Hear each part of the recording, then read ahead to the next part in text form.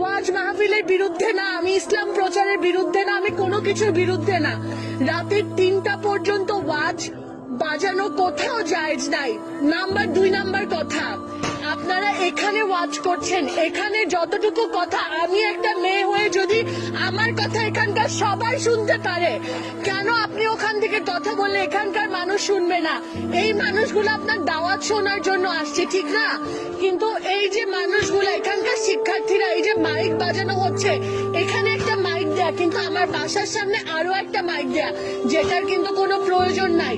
যার এখানে শোনায় সে কিন্তু এখানে এসেই আপনার কাছে শুনবে, আমার এটা নিয়ে কোনো সমস্যা নাই।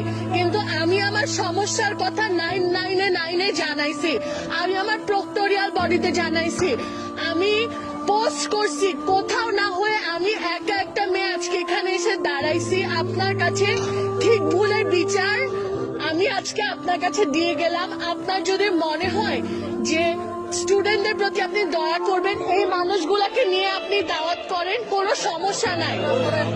আপনাদের কারোর বিরুদ্ধে আমার কোনো অভিযোগ নাই। আমার অভিযোগ, আমার বাসার সামনে যে মাইকটা, ওইটা যদি একটু বন্ধ করে দিতেন, আমি আল্লাহর কাছে আপনাদের সবার জন্য দোয়া করতাম। আমি যেমন বান্দা, এখানে সভাপতি আপনাকে বলেছেন প্রক্টোরিয়াল কোনো মানুষ থাকলে ওনার সাথে যোগাযোগ করার জন্য। এই বিষয়ে আপনি আর কথা না বললে আমরা আপনার কাছে কৃতজ্ঞ থাকবো।